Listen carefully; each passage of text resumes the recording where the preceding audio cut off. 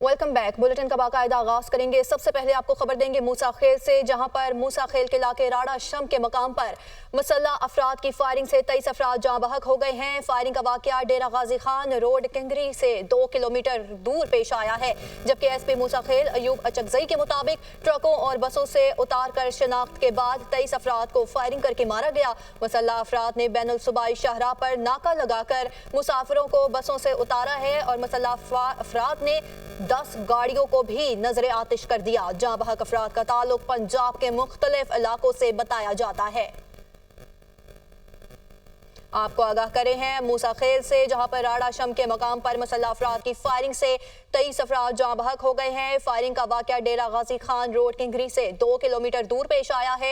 SP मूसा खेल अयूब अचकजई के मुताबिक ट्रकों और बसों से उतार कर शनाख्त के बाद 23 अफराद को फायरिंग करके मारा गया है। मुसल्लह अफराद ने बैनुल सूबाई शाहराह पर नाका लगाकर मुसाफिरों को बसों से उतारा और मुसल्लह अफराद ने 10 गाड़ियों को भी नजर आतिश कर दिया। जाँ बहक अफराद का ताल्लुक पंजाब के मुख्तलिफ इलाकों से बताया जाता है। यह वाकया पेश आया है मूसा खेल के इलाके राड़ा शम के मकाम पर। मुसल्लह अफराद ने फायरिंग से 23 अफराद जाँ बहक हो गए हैं, जबकि फायरिंग का वाकया डेरा गाजी खान से 2 किलोमीटर दूर पेश आया है। एसपी मूसा खेल अयूब अचकजई के मुताबिक ट्रकों और बसों से उतार कर शनाख्त के बाद 23 अफराद को फायरिंग करके मारा गया है। मुसल्लह अफराद ने बैनुल सूबाई शाहराह पर नाका लगाकर मुसाफिरों को बसों से उतारा। मुस्लिम लीग नून के सदर नवाज शरीफ ने बलोचिस्तान में कीमती जानों के ज़िया पर गहरे रंज का इजहार किया। कहा, बलोचिस्तान में कीमती जानों के ज़िया पर दिली रंज हुआ। ऐसी सफाक कार्रवाइयों से कौम के हौसले पस्त नहीं किए जा सकते। दुख की घड़ी में मेरी हमदर्दियाँ लवाहिकीन के साथ हैं। अल्लाह ताला मरहूमीन को अपने जवार रहमत में जगह दे और लवाहिकीन को सब्र अता फरमाए।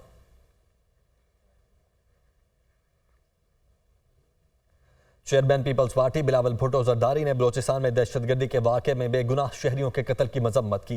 कहा, शनाख्ती कार्ड्स चेक करके बेगुनाह लोगों को निशाना बनाया। ये इंतहाई अफसोसनाक है।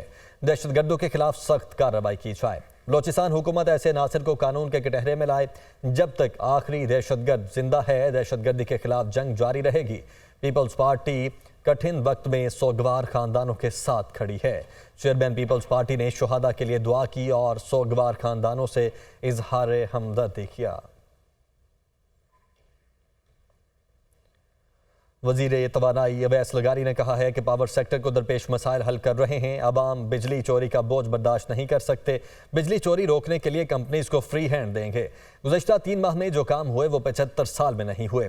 प्रीपेड मीटर्स पर काम हो रहा है। वजीर तवानाई अवैस लगारी सहाफ़ियों के सवालों पर सीख पा हो गए। डिस्ट्रीब्यूशन की कंपनीज का जो सेक्टर है ये बहुत अहम है। यहाँ तकरीबन 500 से 600 अरब रुपए सालाना का नुकसान होता है। अब हम ना सिर्फ इसको प्राइवेटाइज करने जा रहे हैं, बल्कि जब तक प्राइवेटाइज नहीं होता इस नुकसान को कम से कम करना हमारा एक मुल्क का एक फ़र्ज़ है। पिछले 3 महीने में जो काम हमारी वजारत में हुआ है वो पिछले 75 साल में नहीं हुआ। हम IPPs को देख रहे हैं, हम जनरेशन की कैपेसिटी को देख रहे हैं, हम ट्रांसमिशन के अंदर कमी कहाँ हो सकती है, डिस्कोस के अंदर चोरी कम करने से उसका फ़ायदा लोगों को किस तरह पहुँचाया जा सकता है।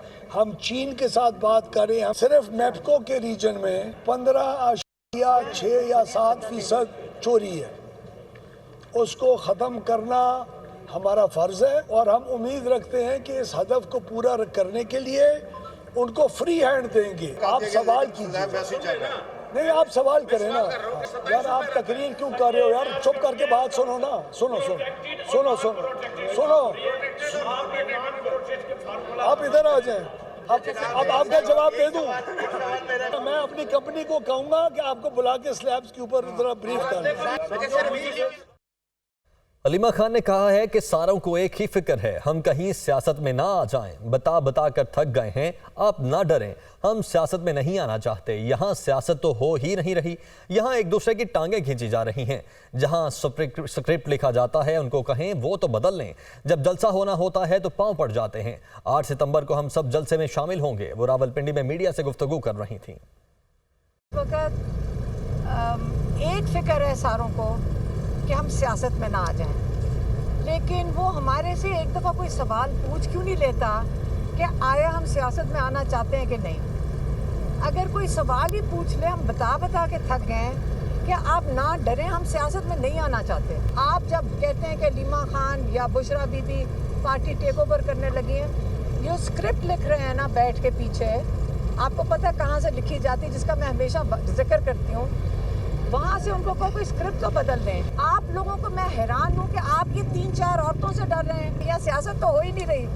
सियासत तो उसको कहते हैं जब आप मुझे इकोनॉमी डिस्कस करें, आप कोई तालीम डिस्कस करें, शौकत खानम की तरह हेल्थ डिस्कस करें।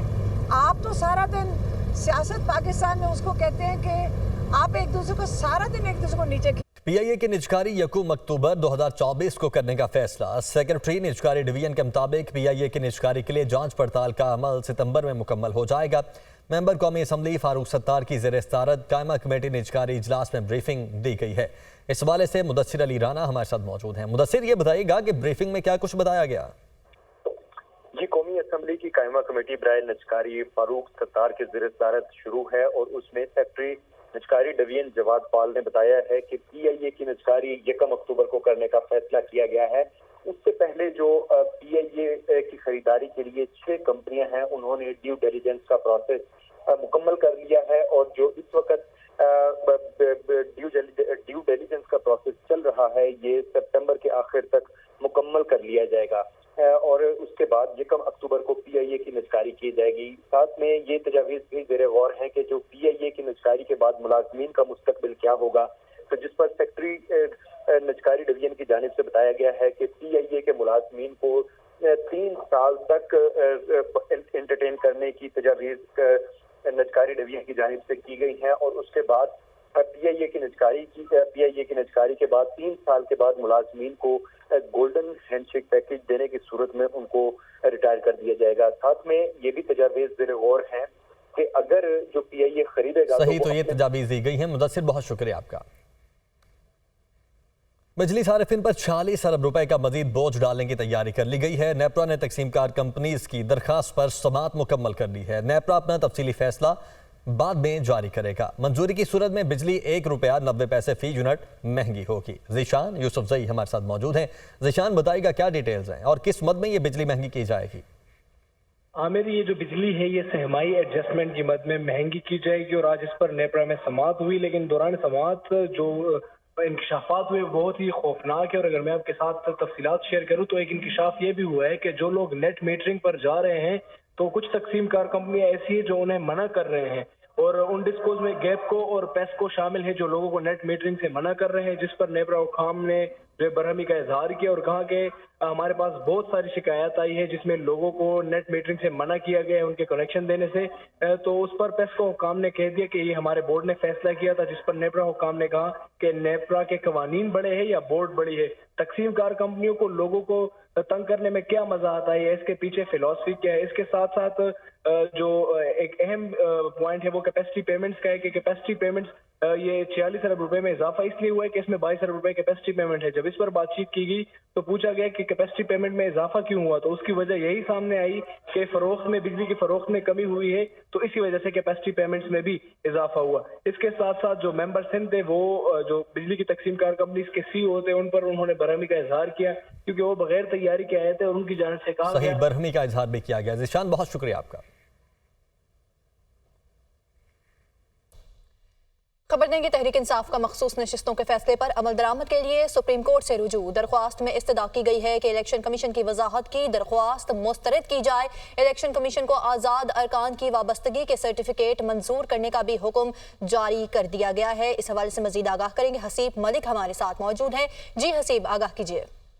देखिए, ये मखसूस नशिस्तों से मुताल्लिक केस है जिसके ऊपर तहरीक इंसाफ की जानिब से उज़ैर भंडारी एडवोकेट जो हैं उनकी तरफ से ये मुतफर्रिक दरखास्त दायर की गई है सुप्रीम कोर्ट के अंदर, जिसके अंदर इस्तदा की गई है कि इलेक्शन कमीशन की वजाहत की दरख्वास्त को मुस्तरद किया जाए, जबकि इलेक्शन कमीशन को आज़ाद अरकान की वाबस्तगी के जो सर्टिफिकेट हैं उनको मंजूर करने का भी हुक्म दिया जाए।